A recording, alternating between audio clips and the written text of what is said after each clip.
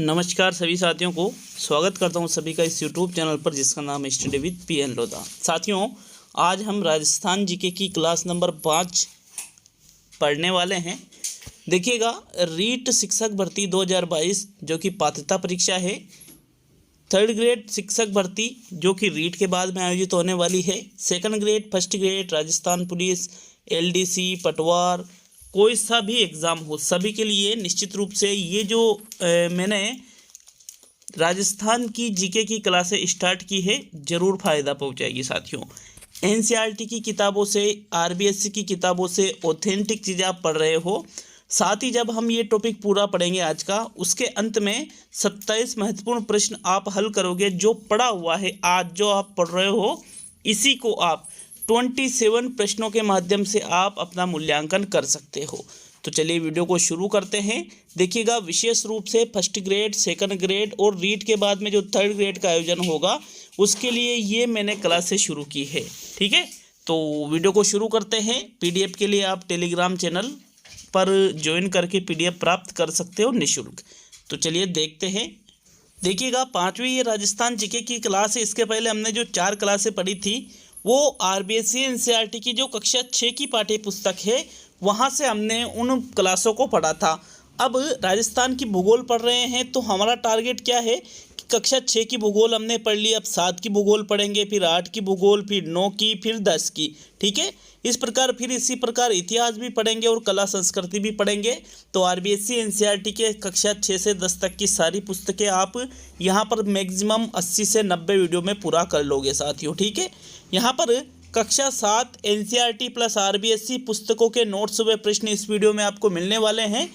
कक्षा 7 में भी पार्ट 1 आपके आता है वन्य जीव एवं संरक्षण। साथियों, यह रीट 2022 3rd ग्रेड की मुख्य परीक्षा, 1st grade, 2nd grade, LDC, Rajasthan police और राजस्थान की समस्त भर्तियों हेतु बहुत ही महत्वपूर्ण और लाभदायक वीडियो होने वाला है।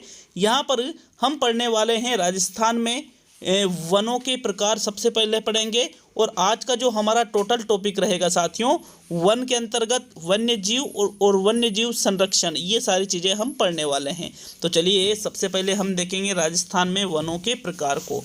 देखिए, वनों के प्रकार की बात करें तो यहाँ पर राजस्थान राज्य के कुल क्षेत्रफल का लगभग 10वां भाग वन क्षेत्र से है। जैसे राजस्थान राज्य का जो कुल क्षेत्रफल है 3,42,239 वर्ग किलोमीटर, इसका जो 10% है उसमें क्या है, वन है साथियों। 10% भाग पर ही राजस्थान में वन है। तो एक प्रश्न तो आपसे हो सकता है एग्जाम में यहीं से पूछ लिया जाए कि राजस्थान राज्य के कुल क्षेत्रफल के कितने प्रतिशत भाग पर वन है, तो 10% भाग पर वन है। राज्य में सर्वाधिक वन क्षेत्र उदयपुर में तथा सबसे कम वन क्षेत्र चूरू जिले में पाया जाता है। ये भी बहुत ही ज़्यादा मोस्ट इम्पोर्टेंट क्वेश्चन है कि सबसे ज़्यादा सर्वाधिक वन, जैसे आपके ये राजस्थान का जो मैप है, यहाँ पर आपके लगभग उदयपुर है, तो उदयपुर में सर्वाधिक वन पाए जाते हैं। जबकि अगर हम बात करें सबसे कम वन क्षेत्र की, तो इधर आपके जो चूरू जिला पड़ता है साथियों, उसमें वो जो जिला है वो सबसे कम वन क्षेत्र वाला जिला है। तो याद रखिएगा, सर्वाधिक वन क्षेत्र वाला पूछे तो आपके उदयपुर रहेगा, और सबसे कम वन क्षेत्र वाला जिला पूछे तो आपके चूरू आपका आंसर होगा। चलिए आगे बढ़ते हैं। राजस्थान में वनों को 3 भागों में विभाजित किया गया है। कौन कौन से वो भाग है? सबसे पहले आपके आता है आरक्षित वन। आरक्षित नाम से ही पता चल रहा है कि भाई इनकी रक्षा ज़्यादा की जाती होगी। यह वन सरकारी नियंत्रण में आते हैं। पर्यावरण की दृष्टि से महत्वपूर्ण होने के कारण इस क्षेत्र में पशु चराने व लकड़ी काटने पर पूर्ण प्रतिबंध होता है। ये कुल वन क्षेत्र के लगभग 1/3 मतलब लगभग 33%। तो जो 1/10 भाग है, मतलब यह 10% भाग है जो राजस्थान में कुल क्षेत्रफल का वनों वाला, उसका भी 1/3 या 33% भाग कौन से वन है साथियों? आरक्षित वन है। आरक्षित का मतलब जिसको सरकार ने नियंत्रण में ले रखा है, वहाँ पर आप पशुओं को नहीं चरा सकते हो। लकड़ी काटने पर पूर्ण रूप से वहाँ पर प्रतिबंध होता है कि आप वहाँ से लकड़ी को भी नहीं काट सकते, मतलब पेड़ पौधों की भी कटाई नहीं कर सकते। अगर आप ऐसा करते हो तो एक तरह से कानून का उल्लंघन उसको माना जाएगा। ठीक है, तो ये है पहला प्रकार आरक्षित वन। दूसरा प्रकार पढ़ेंगे तो आपके दूसरा है सुरक्षित वन। सुरक्षित वन मतलब इसमें भी कहीं ना कहीं इनकी भी रक्षा की जाती होगी। तो देखो, यह वन भी सरकारी नियंत्रण में होते हैं। कुछ नियमों के साथ इस क्षेत्र में लकड़ी काटने व पशु चराने की अनुमति दी जाती है। इस प्रकार के वन कुल वन क्षेत्र के आधे से अधिक है। आधे से अधिक है मतलब लगभग 50% से अधिक है, और 33% वो था, तो 50 और 33 कितने हो गए 83, मतलब 85% दोनों चीज़ें होगी। तो देखो आरक्षित के बाद में आता है सुरक्षित। सुरक्षित का मतलब है कुछ नियम और कुछ कानून, दोनों चीज़ों को देख करके वहाँ पर आप लकड़ी काट सकते हो, पशुओं को चरा सकते हो, लेकिन उनका एक निश्चित तरीका होता है। कुछ नियमों के साथ इस चीज़ की अनुमति आपको दी जाती है, और ये भी किसके नियंत्रण में होते हैं? सरकारी नियंत्रण में होते हैं, और लगभग आधे से अधिक इसी प्रकार के वन राजस्थान में हैं। तीसरा प्रकार आता है अवर्गीकृत वन। तो अवर्गीकृत का मतलब या जिनका वर्गीकरण नहीं कर रखा है। इस श्रेणी में के वन में पशु चराने एवं लकड़ी काटने पर किसी भी तरह का सरकारी प्रतिबंध नहीं होता है। यहाँ पर कोई गवर्नमेंट के द्वारा कि भाई आप लकड़ी मत काटो या पशुओं को मत वहाँ पर चरने दो, तो ये सारी चीज़ें अवर्गीकृत वन में नहीं होती है। तो ये 3 प्रकार है, एक तो है आरक्षित वन पहला प्रकार, दूसरा है आपके सुरक्षित वन, और तीसरा प्रकार है अवर्गीकृत वन। ये किसके प्रकार है? ये वनों के प्रकार है। कहाँ पर? राजस्थान में। चलिए आगे बढ़ते हैं साथियों। देखो भौगोलिक दृष्टि से वनों का वर्गीकरण यहाँ पर किया जाए, भौगोलिक दृष्टि से, तो राजस्थान में भौगोलिक दृष्टि से भी 3 प्रकार के ही वन पाए जाते हैं। जैसे नॉर्मली वनों का वर्गीकरण किया, उसमें भी एक तो आरक्षित है, एक सुरक्षित है और एक अवर्गीकृत है। और भौगोलिक दृष्टि से पूछे तो भी 3 प्रकार है। अब यहाँ पर उन 3 प्रकारों को हम पढ़ने वाले हैं साथियों। नोट्स अगर आप लेना चाहते हो, ये बिल्कुल निःशुल्क आरबीएससी एनसीईआरटी के ऑथेंटिक नोट्स मैं बना रहा हूँ। तो टेलीग्राम चैनल है स्टडी विद पीएन लोधा के नाम से, वहाँ से आप इन नोट्स को निःशुल्क ही प्राप्त कर सकते हो। ठीक है, देखिएगा पहला जो प्रकार आता है भौगोलिक दृष्टि से, तो देखो राजस्थान में क्या है, आप सभी को पता होगा कि बहुत सारी जगह पर लगभग 60% क्षेत्र मरुस्थल है।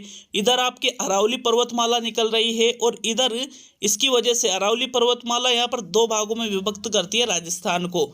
ठीक है, वर्षा की दृष्टि से तो इधर वाला जो भाग है इसमें ज़्यादा वर्षा होती है, और इधर वाला जो भाग है ये मरुस्थलीय, इसमें कम वर्षा होती है। तो ये जो उष्णकटिबंधीय कंटीले वन है ये मरुस्थलीय जगह में पाए जाते हैं। किस जगह में? मरुस्थलीय जगह में ये पाए जाते हैं साथियों। ये वन राजस्थान के शुष्क एवं अर्ध शुष्क भागों में पाए जाते हैं। मैं आपको बता रहा हूँ ना कि ये आपका राजस्थान का मैप है। तो इधर वाला जो लगभग ये वाला जो भाग है साथियों, ये कैसा है? शुष्क भाग और अर्ध शुष्क भाग। जैसे बीकानेर, चूरू, जैसलमेर, बाड़मेर, नागौर, जोधपुर, सीकर, झुंझुनू, जालोर, ये सारे जिले कहाँ पर आ रहे हैं? ये राजस्थान के इधर, ये जो मैंने यहाँ पर लाइन खींच रखी है इसके इधर इधर ये सारे जिले आ जाते हैं। और इसमें किस प्रकार के वन पाए जाते हैं? उष्ण कटिबंधीय कंटीले वन। इन वनों में झाड़ियां एवं कंटीले वृक्ष पाए जाते हैं। उष्ण कटिबंधीय कंटीले वन, नाम से पता चल रहा है कि कंटीले वन, कंटीले मतलब जिसमें कांटे हो। ठीक है, तो झाड़ियां और कंटीले वृक्ष इस प्रकार के वनों में पाए जाते हैं साथियों। मुख्य रूप से रोहिड़ा है, खेजड़ी है, धोकड़ा है, बेर है, बबूल है, केर है, नीम का पेड़ है। नीम का पेड़ तो इधर आपके जो दूसरी साइड है वहाँ पे भी मिल जाएगा। तो मुख्य रूप से ये वन यहाँ पर उष्ण कटिबंधीय वन पाए जाते हैं इस प्रकार के। और ये कहाँ पर पाए जाते हैं? राजस्थान के एक तरह से आप यूँ कह सकते हो पश्चिमी भाग में। ठीक है, पश्चिमी भाग में, और उत्तरी भाग में, पश्चिमी भाग में, कुछ उत्तरी पूर्वी का भी कुछ हिस्सा भी इसी के अंतर्गत आ जाता है। देखिए आगे बढ़ते हैं। तो देखो जो मरुस्थलीय वनस्पति है, क्योंकि मरुस्थल में है ये, इनको मरुद्भिद भी कहा जाता है। तो हो सकता है मरुस्थलीय वनस्पति ना आकर के मरुद्भिद वनस्पति आ जाए। देखो इन वनों की विशेषता क्या होती है? यहाँ तापमान अधिक एवं वर्षा कम होती है। राजस्थान का ये वाला जो भाग है इसमें तापमान तो क्या रहेगा? ज़्यादा, और वर्षा क्या रहेगी? कम। साथियों खेजड़ी जो राजस्थान का राज्य वृक्ष है ये भी इधर ही ज़्यादा पाया जाता है, मरुस्थलीय भाग में। वृक्षों की पत्तियां भी छोटी होती है, वाष्पोत्सर्जन भी कम करती है ये। पेड़ों की जड़ें गहरी होती है जिनसे ये जमीन के काफी नीचे से पानी प्राप्त कर सकते हैं। क्योंकि ऊपर तो यहाँ पर मरुस्थल है, मरुस्थल में पानी की कमी होती है, इसलिए यहाँ के जो पेड़ होते हैं उनकी एक विशेषता ये है कि उनकी जड़ें अंदर तक ज़्यादा होती है, जिससे अंदर जो नमी होती है वो नमी ये ग्रहण कर लेते हैं। नेक्स्ट देखो खेजड़ी यहाँ पर राजस्थान के पश्चिमी भाग में ज़्यादा पाई जाती है। तो यहाँ पर जो खेंजड़ी है उसके बारे में भी बात करेंगे। खेंजड़ी वृक्ष बहुउपयोगी वृक्ष है साथियों। खेंजड़ी को राजस्थान का कल्प वृक्ष भी कहा जाता है। मोस्ट इंपोर्टेंट प्रश्न आपके एग्जाम के लिए एक ये भी बन जाता है कि राजस्थान का कल्प वृक्ष किसे कहते हैं, तो आपका सीधा सा उत्तर रहेगा खेंजड़ी। यह राजस्थान का राज्य वृक्ष भी है, जबकि रोहिड़ा राजस्थान का राज्य पुष्प है। दोनों चीजें आप याद रखिएगा। राजस्थान का राज्य वृक्ष क्या है साथियों, खेंजड़ी है, और राजस्थान का राज्य पुष्प क्या है, रोहिड़ा है। ठीक है, क्लियर है सभी के ये चीजें। और साथ ही राजस्थान की जो राज्य वृक्ष है खेंजड़ी, इसको राजस्थान का कल्प वृक्ष भी कहते हैं साथियों। ये नोट मैंने लिखा है, ये मोस्ट इंपोर्टेंट है। हो सकता है इन्हीं 3-4 लाइनों में से आपके एग्जाम में प्रश्न डायरेक्टली पूछ लिया जाए। सेवन घास अत्यंत पौष्टिक घास है जो जैसलमेर जिले में पाई जाती है साथियों। ये सारे ही तथ्य एनसीईआरटी और आरबीएससी से, ये याद रखिएगा आप। ठीक है, सेवन घास के बारे में भी एक प्रश्न पूछ लिया जाता है कि सेवन घास राजस्थान के कौन से जिले में पाई जाती है, तो जैसलमेर जिले में सेवन घास पाई जाती है। राजस्थान का राज्य पुष्प क्या है, तो रोहिड़ा राजस्थान का राज्य पुष्प है। राजस्थान का राज्य वृक्ष क्या है, तो खेंजड़ी राजस्थान के राज्य वृक्ष है। राजस्थान का कल्प वृक्ष किसे कहते हैं, तो खेंजड़ी को ही राजस्थान का कल्प वृक्ष कहते हैं। चलिए आगे बढ़ते हैं साथियों। पहला प्रकार हमने पढ़ लिया है, अब हम पढ़ेंगे। देखो पहला प्रकार क्या पढ़ा, उष्णकटिबंधीय कंटीले वन, और दूसरा जो प्रकार है वो है उष्णकटिबंधीय शुष्क पतझड़ वन। शुष्क का मतलब यहाँ पर एक तरह से जिसमें थोड़ी नमी की कमी आ जाए, पतझड़ मतलब जिसके पत्ते झड़ते हो। ठीक है, तो इन वनों को मानसूनी वन भी कहते हैं। मानसूनी वन क्यों कहते हैं साथियों, एक प्रश्न यहाँ भी बन जाता है कि किस प्रकार के वनों को मानसूनी वन कहा जाता है, तो उष्णकटिबंधीय शुष्क पतझड़ वन को ही मानसूनी वन कहा जाता है। क्यों कहा जाता है, क्योंकि ये जो उष्णकटिबंधीय शुष्क पतझड़ वन होते हैं, ये जब मानसून रहता है तो ये हरे भरे रहते हैं, और जैसे ही मानसून निकल जाता है तो इनके पत्ते गिर जाते हैं। ठीक है, देखो ऐसे वन मुख्यतः बांसवाड़ा जिले में, डूंगरपुर में, उदयपुर में, चित्तौड़गढ़ में, कोटा में, बारा में, झालावाड़ में, अलवर में, अजमेर में, जयपुर में, सवाई माधोपुर में, करौली में, बूंदी में एवं टोंक जिलों में पाए जाते हैं। इसका सीधा सा मतलब यह है कि जहां पर राजस्थान में मरुस्थल नहीं है, लगभग वहां ये वन पाए जाते हैं इस साइड में। ठीक है, सारे के सारे जिले इसी साइड के आपको देखने को मिल जाएंगे। तो ये सारे वन कहाँ पाए जाते हैं, इन निम्नांकित ये जो जिले हैं इनमें पाए जाते हैं साथियों। इन वनों में मुख्यतः सागवान का वन, बरगद का पेड़, तेंदू का पेड़ जिनसे बीड़ी बनाई जाती है, सालर का पेड़, महुआ जिनसे शराब निकाली जाती है, गुलर का पेड़, धोंक का पेड़, ढाक का, साल, सीताफल खाने का एक फल है, बांस, आंवला, आम, नीम, शीशम आदि वृक्ष इस प्रकार के वनों में पाए जाते हैं। चलिए आगे बढ़ते हैं। इन वनों की अधिकांश लकड़ियां मजबूत होती है।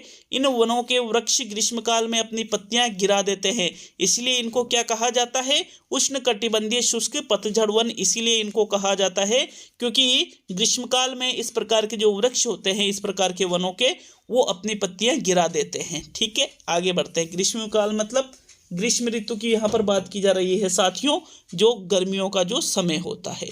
ठीक है, अब तीसरा और अंतिम प्रकार पढ़ेंगे, अर्ध उष्णकटिबंधीय सदाबहार वन। देखिए सदाबहार का मतलब होता है वह वन जो हमेशा हरे भरे रहते हैं, हरे भरे, जिनकी पत्तियां कभी गिरती नहीं हैं, जो 12 महीने हरे भरे रहते हैं, वो सदाबहार वन कहलाते हैं।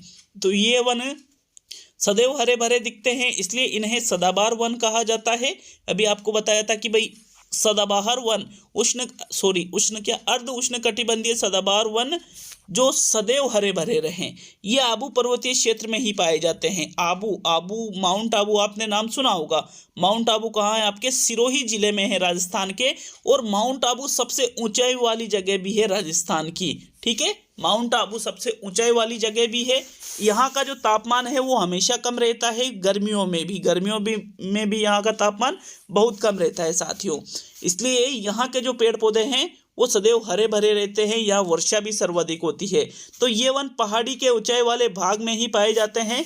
इन वनों में मुख्यतः आम, बांस, सागवान आदि वृक्ष पाए जाते हैं। भाई ये वन देखो उष्णकटिबंधीय जो पतझड़ वन है उनमें भी आम, बांस, सागवान था, यहाँ पर भी आम, बांस, सागवान है, लेकिन ये कहाँ पर है, ये माउंट आबू में है, इसलिए ये सदैव हरे भरे रहते हैं। और जो अलग दूसरी जगह होते हैं तो उनमें भी पतझड़ हो जाते। ठीक है, इस प्रकार ये चीजें होती है। चलिए आगे बढ़ेंगे, अब बात करेंगे राष्ट्रीय उद्यानों के बारे में। तो आपके जो बुक में दे रखा है, इस एक चैप्टर को मैं एक वीडियो के माध्यम से पूरा कर रहा हूँ। और एक किताब में जैसे भूगोल के ज़्यादा से ज़्यादा 4 या 5 चैप्टर होते हैं, तो यूँ मान लीजिए आप 5 पंजे 25 क्लासों में आपकी पूरी भूगोल हो जाएगी। साथियों यहाँ पर एनसीईआरटी और आरबीएससी की कक्षा 6 से कक्षा 10 तक की। देखिए बात करेंगे राष्ट्रीय उद्यानों की, तो राष्ट्रीय उद्यान, राष्ट्रीय मतलब सेंट्रल लेवल की यहाँ पर बात की जा रही है साथियों, सेंट्रल लेवल की। लेकिन राष्ट्रीय उद्यान का दर्जा यहाँ पर देखिएगा राजस्थान में जो राष्ट्रीय उद्यान है उसकी हम बात करेंगे, सिर्फ अदर स्टेट की बात नहीं करेंगे। तो देखो राष्ट्रीय उद्यान वन्य जीव अभ्यारण्य एवं संरक्षित क्षेत्र हमारी प्राकृतिक वनस्पति, जो प्राकृतिक रूप से जो पेड़ पौधे हैं वो एवं वन्य जीव को सुरक्षित रखने के लिए बनाए जाते हैं। भाई राष्ट्रीय उद्यान है, वन्य जीव अभ्यारण्य है, संरक्षित क्षेत्र है, ये क्यों बनाए जाते हैं? ताकि पेड़ पौधों को कटाई से बचाया जा सके, जो वन्य जीव है इनको शिकार से बचाया जा सके, इसलिए इनका निर्माण किया जाता है सुरक्षित रखने के लिए। साथियों राजस्थान की बात करें तो राजस्थान में 3 राष्ट्रीय उद्यान है। एक तो केवलादेव राष्ट्रीय उद्यान है, एक रणथंबोर राष्ट्रीय उद्यान है, और एक आपके कोटा में राष्ट्रीय उद्यान है मुकुंदरा हिल्स वाला। तो सबसे पहले हम केवलादेव राष्ट्रीय उद्यान को देखेंगे। देखो केवलादेव घना पक्षी अभ्यारण्य भरतपुर जिले में स्थित है। सबसे मोस्ट इंपोर्टेंट प्रश्न यही बनता है कि केवलादेव राष्ट्रीय उद्यान राजस्थान के कौन से जिले में स्थित है? तो यह राजस्थान के भरतपुर जिले में स्थित है साथियों। यहाँ पर साइबेरियन क्रेन, जिसको साइबेरियन सारस भी हम कहते हैं, बगुले, बया, कोयल, बटेर आदि पक्षी पाए जाते हैं। तो ये भाई प्रसिद्ध है साइबेरियन सारस के लिए। जो केवलादेव राष्ट्रीय उद्यान है ये किसके लिए प्रसिद्ध है? साइबेरियन सारस के लिए प्रसिद्ध है। ये प्रश्न भी कई बार पूछा जा चुका है। तो साइबेरियन सारस कहाँ आते हैं? केवलादेव राष्ट्रीय उद्यान में आते हैं। केवलादेव राष्ट्रीय उद्यान कहाँ स्थित है? भरतपुर में स्थित है साथियों। दूसरा जो राष्ट्रीय उद्यान पढ़ेंगे वो है रणथंबोर राष्ट्रीय उद्यान। रणथंबोर राष्ट्रीय उद्यान ये आपके सवाई माधोपुर जिले में पड़ता है। यहाँ बाघ, भालू, चीतल, सांभर, नीलगाय, मगरमच्छ आदि पाए जाते हैं। यह राष्ट्रीय उद्यान भारतीय बाघ के लिए भी प्रसिद्ध है। तो एक प्रश्न तो ये भी बन जाता है कि भारतीय बाघ के लिए कौन सा राष्ट्रीय उद्यान प्रसिद्ध है? आंसर क्या रहेगा? रणथंबोर राष्ट्रीय उद्यान। एक प्रश्न ये भी बन जाता है कि रणथंबोर राष्ट्रीय उद्यान कहाँ पर स्थित है? तो ये सवाई माधोपुर जिले में, राजस्थान में एक जिला पड़ता है सवाई माधोपुर, वहाँ पर ये स्थित है साथियों। अगले तीसरे और अंतिम राष्ट्रीय उद्यान की बात करेंगे तो आपके तीसरा और अंतिम राष्ट्रीय उद्यान है मुकुंदरा हिल्स राष्ट्रीय उद्यान। मुकुंदरा हिल्स राष्ट्रीय उद्यान यह कोटा और चित्तौड़गढ़ जिले में स्थित है। चित्तौड़गढ़ जिले में भी पूरे में नहीं फैला हुआ है, बल्कि रावत भाटा, चित्तौड़गढ़ जिले में एक स्थान आता है रावत भाटा, वहाँ पर ये फैला हुआ है साथियों। यहाँ रीछ, जरक, गीदड़, भेड़िया, सांबर, चीतल, नीलगाय, चिंकारा, सियार आदि वन्य जीव पाए जाते हैं। तो पहले चीज तो ये कि एक प्रश्न तो ये बनता है कि राजस्थान में राष्ट्रीय उद्यानों की संख्या कितनी है? 3 है। एक प्रश्न ये बनता है कि मुकुंदरा हिल्स राष्ट्रीय उद्यान कहाँ है? तो आपका सीधा सा आंसर रहेगा कोटा। अगर विकल्प में कोटा और चित्तौड़ दोनों दे रखे हैं एक ही विकल्प में, तो फिर उसको सही करना, और कोटा और चित्तौड़ अलग अलग दे रखे तो कोटा को ही सही करना। कोटा और रावत भाटा दे रखा है तो उसको सही करना फिर, ठीक है। आगे बढ़ते हैं। राष्ट्रीय उद्यान के बाद में अब हम बात करेंगे वन्य जीव अभ्यारण्य के बारे में। साथियों बहुत ही महत्वपूर्ण है वन्य जीव अभ्यारण्य। यहाँ से एक ना एक प्रश्न आपके 101% पूछा जाएगा। देखिएगा, अभयारण्य का अर्थ है, अभय अरण्य मतलब भय मुक्त वन। अभय मतलब जहाँ पर कोई भय नहीं हो, अरण्य मतलब एक तरह से वन भी कह सकते हो। तो साथियों अभय अरण्य मतलब है भय मुक्त वन, ऐसे वन जहाँ वन्य जीव सुरक्षित घूम सके, उनको शिकार होने का कोई डर न हो, उनको ही हम कहते हैं अभयारण्य। साथियों राजस्थान के प्रमुख वन्य जीव अभयारण्य निम्न हैं, जिनका अब हम अध्ययन करने वाले हैं। तो चलिए देखते हैं। अब यहाँ पर बुक में जो पेज है उसके माध्यम से ही इन चीज़ों को पढ़ने वाले हैं। तो देखो दिखाई दे रहा होगा, मेरे हिसाब से अच्छा दिखाई दे रहा होगा। क्रम संख्या है, अभयारण्य का नाम है, जिला है, और वन्य जीव की कौन कौन से वन्य जीव उसमें रहते हैं। तो साथियों 9-10 यहाँ पर दे रखे हैं, इसके अलावा फिर मैंने टाइप कर रखा है। बाकी 9-10 ये टेबल के माध्यम से हम समझेंगे, उसके बाद में हम और वन्य जीव अभयारण्य को देखेंगे। मैं आपको साथ में बता दूंगा भी है कि किस प्रकार से यहाँ प्रश्न बन सकता है। तो सबसे पहला आता है राष्ट्रीय मरु उद्यान वन्य जीव अभयारण्य, जो कि जैसलमेर और बाड़मेर जिले में राजस्थान में फैला हुआ है। कौन से जिले में? जैसलमेर में और बाड़मेर में।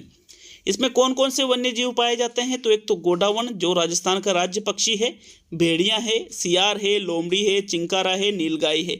तो मेरी बात सुनो, जो पहला पहला वाला है ना, इसको आपको याद रखना है कि जैसे एक प्रश्न ये बना, राष्ट्रीय मरु उद्यान कहाँ पर है।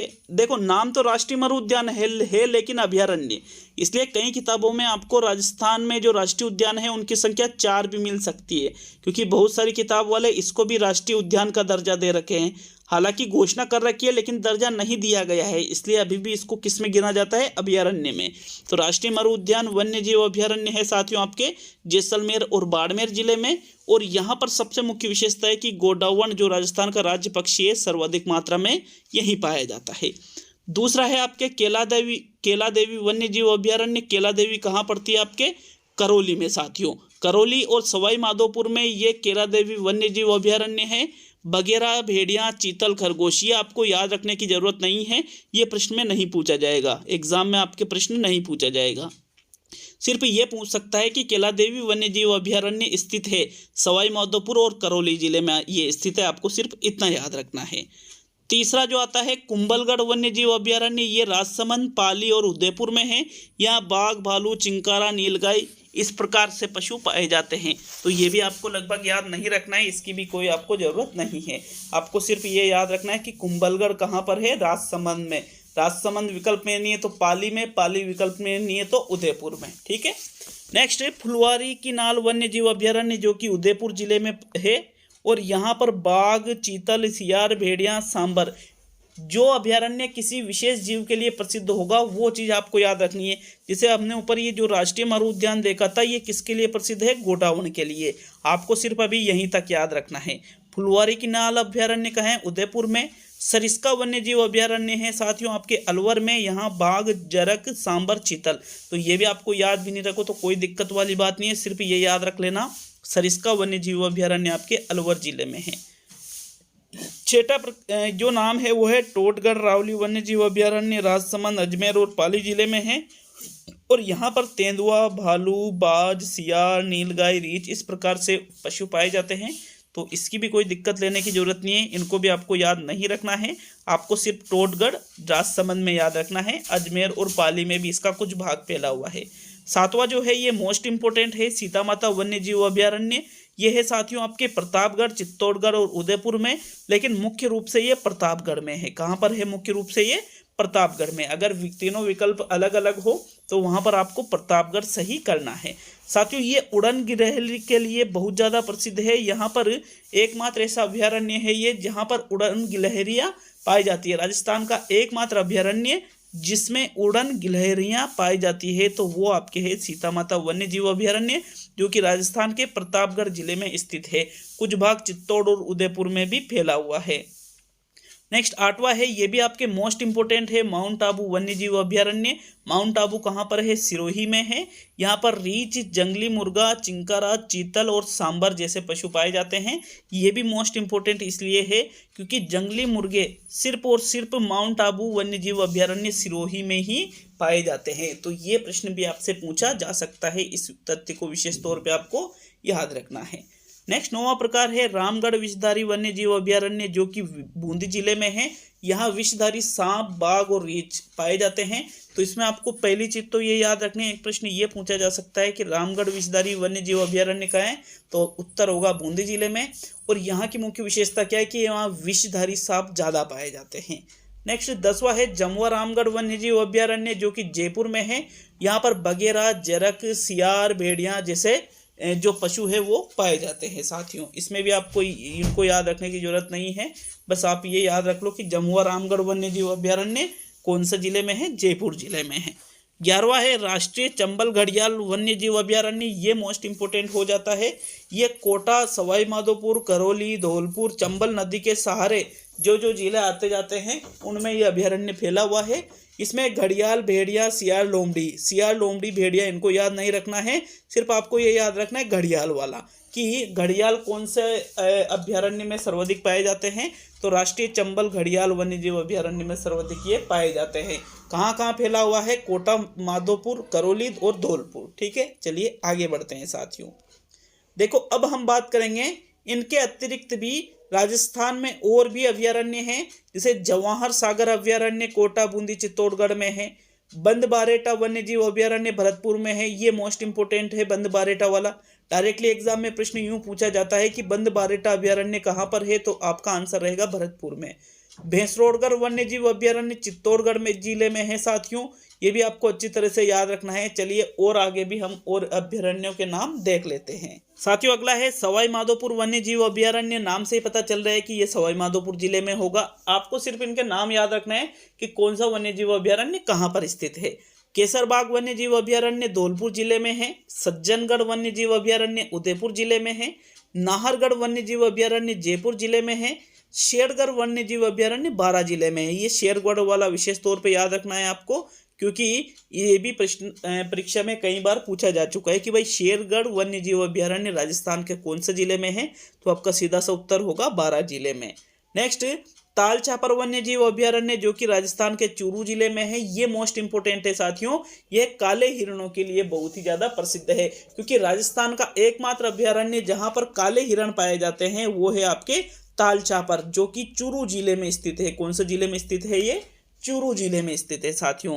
तो चलिए और आगे चलते हैं। देखो बहुत ही ज्यादा मैंने वीआईपी करके यहाँ पे यूं लिख रखा है, क्योंकि ये परीक्षा में आने के बहुत ज्यादा चांसेज है इस प्रकार के प्रश्नों का। राजस्थान में केवलादेव राष्ट्रीय उद्यान एवं सांबर झील वेटलैंड नमभूमि स्थल है जहां प्रवासी पक्षी आते हैं। तो डायरेक्टली प्रश्न ये पूछा जा सकता है कि राजस्थान में ऐसे कितने अभयारण्य हैं या कितने स्थान हैं जहां पर प्रवासी पक्षी मतलब एक निश्चित समय के लिए पक्षियों का कहीं दूसरी जगह से आगमन और एक निश्चित समय की अवधि पूरी होने के बाद वापस वहां से चले जाना, वो होते हैं प्रवासी पक्षी। तो राजस्थान में सिर्फ 2 स्थानों पर ऐसा होता है, एक तो केवलादेव राष्ट्रीय उद्यान जो कि भरतपुर में है, और एक सांबर झील कहाँ है? जयपुर जिले में है साथियों। ये दोनों ही वेटलैंड क्षेत्र है। वेटलैंड मतलब नम भूमि स्थल है। तो 2-3 प्रश्न क्लियर हो गए कि भाई ये नम भूमि क्षेत्र राजस्थान में कितने हैं? 2 है। कौन कौन से? केवलादेव और सांबर। इनको वेटलैंड क्षेत्र भी कहा जाता है, यहीं पर प्रवासी पक्षी आते हैं। वन्य जीव श्रेणी में चिंकारा, जबकि पालतू श्रेणी में ऊंट राज्य पशु है। ये भी मोस्ट इंपोर्टेंट प्रश्न है। जैसे एक प्रश्न आया कि वन्य जीव श्रेणी में राजस्थान का राज्य पशु है, विकल्प में आपके चिंकारा भी दे रखा है, ऊंट भी दे रखा है। तो ऊंट यहाँ पर साथियों वन्य जीव श्रेणी में नहीं आता है, ऊंट पालतू पशु में आता है। किस में आता है? पालतू पशु में। अब डायरेक्टली प्रश्न पूछा है राजस्थान का राज्य पशु है, राजस्थान का राज्य पशु है। अब ये सिर्फ चिंकारा ही दे रखा है तो उसको राइट कर देंगे, या सिर्फ ऊंट ही दे रखा है तो उसको राइट कर देंगे। लेकिन एक विकल्प है कि राजस्थान का राज्य पशु है, चिंकारा और ऊंट दोनों को दे दिया, तो उनमें से किसी को भी कर देना। लेकिन अगर प्रश्न में ये पूछे कि वन्य जीव श्रेणी में राजस्थान का राज्य पशु क्या है, राजस्थान का राज्य पशु क्या है, तो वन्य जीव श्रेणी में साथियों आपको चिंकारा करना है।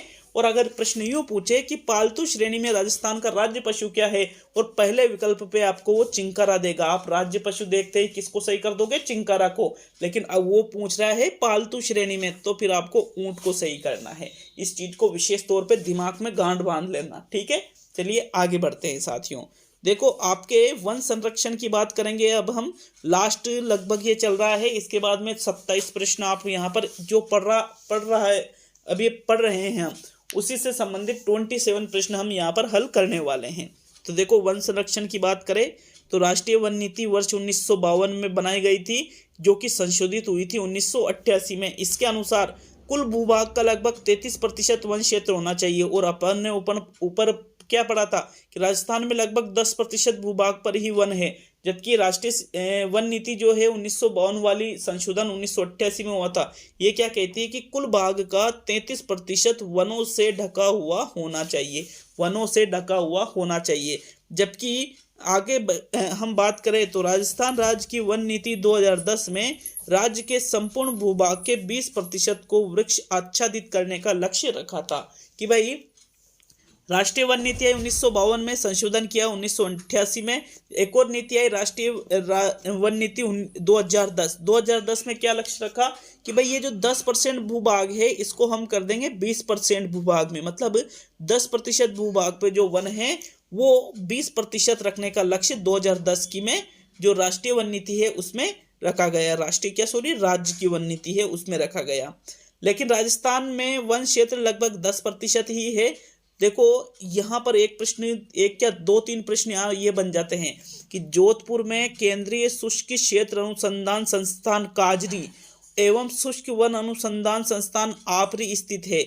इस संस्थान का उद्देश्य शुष्क एवं अर्ध शुष्क क्षेत्रों में वनों एवं वन्य जीवों का विकास करना है। तो यहाँ पर दो प्रश्न ये बन जाते हैं कि जो काजरी और आपरी है ये राजस्थान में कहाँ पर स्थित है या कौन से जिले में स्थित है।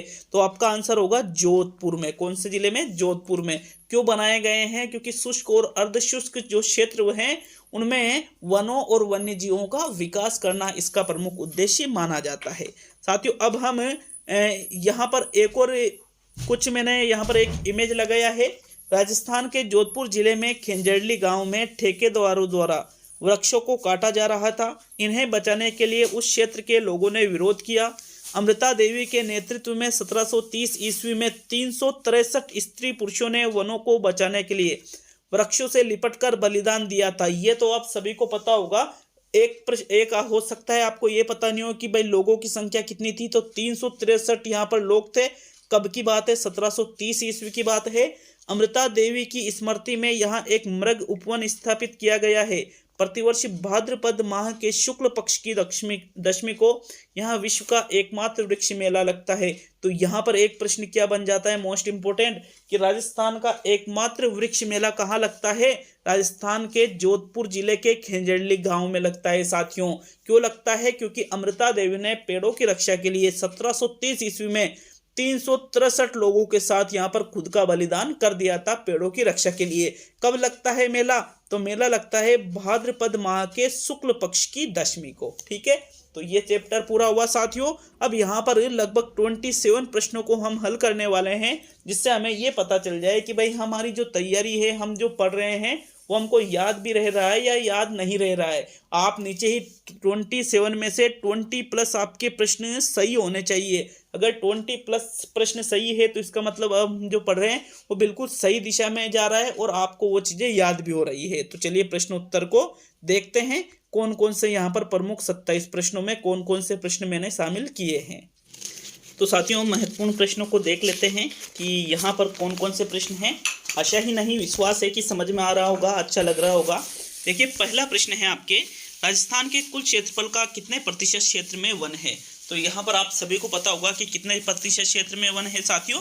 10% क्षेत्र में ही यहाँ पर वन है, या 1/10 भी आप इसको कह सकते हो। चलिए दूसरा प्रश्न देखेंगे। तो दूसरा प्रश्न है, राजस्थान में सर्वाधिक वन किस जिले में पाए जाते हैं? तो राजस्थान में सर्वाधिक वन पाए जाते हैं कौन से जिले में? सबसे पहले हमने देखा था ना कि राजस्थान में सर्वाधिक वन उदयपुर जिले में पाए जाता है साथियों। तीसरा प्रश्न है, राजस्थान में सबसे कम वन क्षेत्र किस जिले में है? तो सबसे कम वन क्षेत्र की बात करें तो उदयपुर में तो सर्वाधिक है, जबकि जो चूरू जिला आपका पड़ता है ये सबसे कम वन क्षेत्र वाला जिला है। चलिए चौथा प्रश्न देखते हैं। देखिएगा विशेष तौर पे ये आपके लिए जो ये क्लास है जिसमें आपको बाद में प्रश्न भी मिल रहे हैं, तो आप फिर भी वीडियो को ना तो लाइक करते हो ना ही वीडियो को शेयर करते हो। शेयर और लाइक कर दिया करो, ज़्यादा समय नहीं लगेगा। बस ये इसको ही मान सकते हो, गुरु दक्षिणा आप कह सकते हो।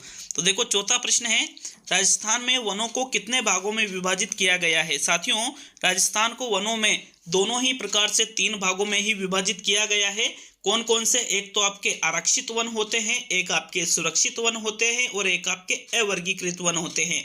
जो भौगोलिक दृष्टि से अगर हम देखें तो भौगोलिक दृष्टि से साथियों यहाँ पर राजस्थान में जो देखो 5वां प्रश्न भी पूछ रखा है कि राजस्थान के शुष्क व अर्धशुष्क भागों में पाए जाने वाले वन हैं।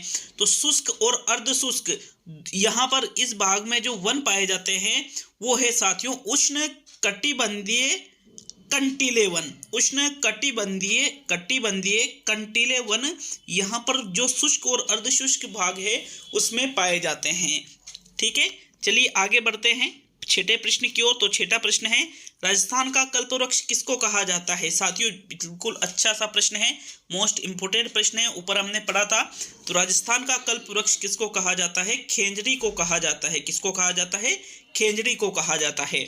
आपके जो 7वां प्रश्न है, राजस्थान का राज्य वृक्ष कौन सा है? तो हमने ऊपर देखा था राजस्थान का राज्य वृक्ष कौन सा है? खेंजड़ी है साथियों। आपके 8वां जो प्रश्न है, राजस्थान का राज्य पुष्प क्या है? तो राजस्थान का राज्य पुष्प ये भी हमने देखा था, ये क्या है? रोहिड़ा है। राजस्थान का राज्य पुष्प है रोहिड़ा। जबकि 9वें प्रश्न को हम देखें तो सेवन घास कौन से जिले में पाई जाती है? सेवन घास ये भी हमने पढ़ा था साथियों, सेवन घास राजस्थान के जैसलमेर जिले में पाई जाती है। कौन से जिले में? राजस्थान के जैसलमेर जिले में सेवन घास पाई जाती है। बहुत ही पौष्टिक घास है, ऊपर हमने ऐसा इसके बारे में पढ़ा था। 10वां प्रश्न है, मानसूनी वन किसे कहते हैं? तो जो मानसूनी वन की बात करें तो जो शुष्क पतझड़ वन होते हैं, उष्ण कटिबंधीय शुष्क पतझड़ जो वन होते हैं, उनको ही क्या कहा जाता है? मानसूनी वन कहा जाता है। मतलब जो मौसम विशेष में या फिर जब मानसून आता है, बरसात होती है, तभी वो हरे भरे रहते हैं। जैसे ही बरसात चली जाती है, उसके कुछ समय बाद में 2-3 महीने बाद में उसके पत्ते गिरने चालू हो जाते हैं, तो इसको ही कहा जाता है मानसूनी वन। नेक्स्ट, कौन से वन ग्रीष्म काल में अपनी पत्तियां गिरा देते हैं? तो अभी हमने इसी चीज को तो देखा था, जो उष्ण कटिबंधीय शुष्क पतझड़ वन है, शुष्क पतझड़ वन, उष्ण कटिबंधीय शुष्क पतझड़ वन, वो अपने जो पत्ते हैं वो ग्रीष्म काल में गिरा देते हैं। नेक्स्ट 12वें प्रश्न की ओर बढ़ते हैं। तो राजस्थान में सदाबहार वन कहाँ पाए जाते हैं? साथियों, सदाबहार वन की बात की जाए राजस्थान में, तो ये राजस्थान में सिर्फ और सिर्फ जो सिरोही जिला है उसमें एक क्षेत्र पड़ता है माउंट आबू। कहाँ? माउंट आबू। साथियों, माउंट आबू के जो उच्च क्षेत्र है, उच्च पर्वतीय क्षेत्र है, उनमें ही राजस्थान में सदाबहार वन पाए जाते हैं। चलिए 13वां प्रश्न देखेंगे। तो 13वां प्रश्न, राजस्थान में राष्ट्रीय उद्यानों की संख्या कितनी है? साथियों, ऊपर हमने देखा था राजस्थान में राष्ट्रीय उद्यानों की संख्या 3 है। कौन कौन सी? केवलादेव राष्ट्रीय उद्यान, एक आपके रणथंबोर राष्ट्रीय उद्यान और एक आपके मुकुंदरा हिल्स राष्ट्रीय उद्यान। ये तीनों ही राष्ट्रीय उद्यान है राजस्थान में। नेक्स्ट 14वां प्रश्न, केवलादेव राष्ट्रीय उद्यान किस जिले में है? तो केवलादेव राष्ट्रीय उद्यान आपके भरतपुर जिले में है। किस जिले में है? भरतपुर जिले में है केवलादेव राष्ट्रीय उद्यान। साथियों, ये आपको साइबेरियन सारस के लिए बहुत ही ज्यादा प्रसिद्ध है। ये प्रश्न यहां से एक और ये भी आपको याद रखना है। 15वां प्रश्न है, रणथंबोर राष्ट्रीय उद्यान किस जिले में है? तो रणथंबोर राष्ट्रीय उद्यान आपके सवाई माधोपुर जिले में है। किस जिले में है? सवाई माधोपुर जिले में ये स्थित है साथियों। नेक्स्ट 16वें प्रश्न की ओर बढ़ते हैं। कमेंट करके जरूर बताइए वीडियो आपको कैसा लगा। उड़न गिलहरी के लिए प्रसिद्ध अभ्यारण्य है। मैंने मोस्ट इंपोर्टेंट स्टार करवाया था कि राजस्थान का एकमात्र अभ्यारण्य जहां उड़ने वाली गिलहरियां पाई जाती है वो है सीता माता अभ्यारण्य। कौन सा? सीता माता अभ्यारण्य, जो कि राजस्थान में मुख्य रूप से प्रतापगढ़ जिले में स्थित है और चित्तौड़ और उदयपुर में भी इसकी जो सीमा है वो फैली हुई है। 17वां है, घड़ियाल के लिए प्रसिद्ध अभ्यारण्य है। ये भी मैंने मोस्ट इंपोर्टेंट करवाया था। तो घड़ियाल के लिए राष्ट्रीय चंबल घड़ियाल वन्यजीव अभ्यारण्य, जो कि कोटा जिले में स्थित है। कोटा के साथ में सवाई माधोपुर है, फिर आपके करौली है, उधर मतलब चंबल के साइड वाले जो जिले हैं उसमें ये अभ्यारण्य है स्थित है साथियों। 18वां प्रश्न है, गोडावन, जो कि राजस्थान का राज्य पक्षी है, कौन से अभ्यारण्य में पाया जाता है? तो 18वें प्रश्न का जो सही उत्तर होगा, ऊपर हमने जो पुस्तक का जो चित्र था उसमें जो पहले नंबर पे जो अभ्यारण्य था, नाम तो राष्ट्रीय उद्यान जैसा था, राष्ट्रीय मरु उद्यान, राष्ट्रीय मरु उद्यान जिसका नाम था, और लगता है कि यार ये राष्ट्रीय उद्यान होना चाहिए तो, लेकिन ये राष्ट्रीय अभ्यारण्य ही है। इसमें ही जो गोडावन है राज्य पक्षी, ये सर्वाधिक मात्रा में पाया जाता है। नेक्स्ट, जंगली मुर्गों के लिए प्रसिद्ध है। तो मैंने इस पे भी स्टार करवाया था कि राजस्थान का एकमात्र अभ्यारण्य जहां पर जंगली मुर्गे पाए जाते हैं साथियों, कौन सा है? माउंट आबू, जो कि सिरोही जिले में स्थित है, माउंट आबू में। ठीक है। नेक्स्ट 20वां प्रश्न देखेंगे। तो 20वां प्रश्न है, केला देवी वन्यजीव अभ्यारण्य स्थित है।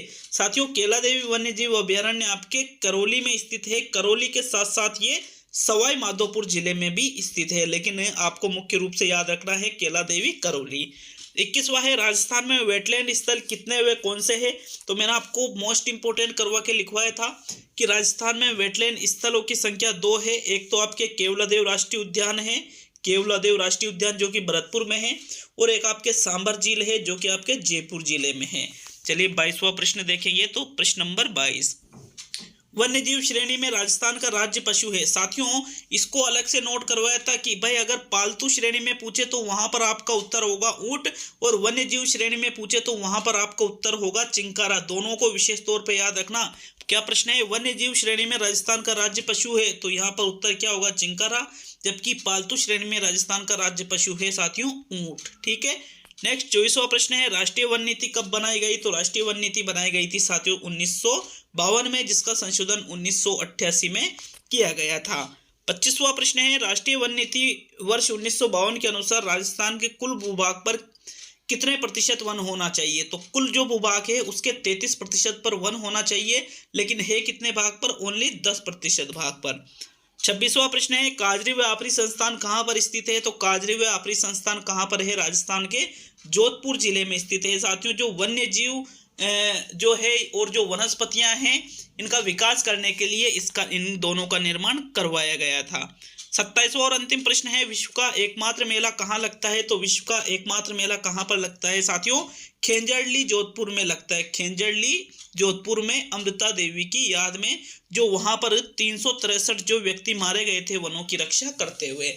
तो ये सारी चीजें हमने पढ़ी है। क्लास नंबर 5 थी। कल आपको क्लास नंबर 6 मिल जाएगी। संडे के दिन जीके की जो क्लास है इसकी छुट्टी रहेगी साथियों। सोमवार से वापस आपको रेगुलर क्लासें मिलेगी। और साइकोलॉजी की भी आपको जल्द ही टेस्ट सीरीज शुरू कर दी जाएगी। जो 12 टेस्ट आप कर चुके हो, उसके बाद के टेस्ट भी आपको रेगुलर जल्द ही मिलने लग जाएंगे। मिलते हैं अब अगले वीडियो में। सभी दोस्तों का बहुत बहुत धन्यवाद।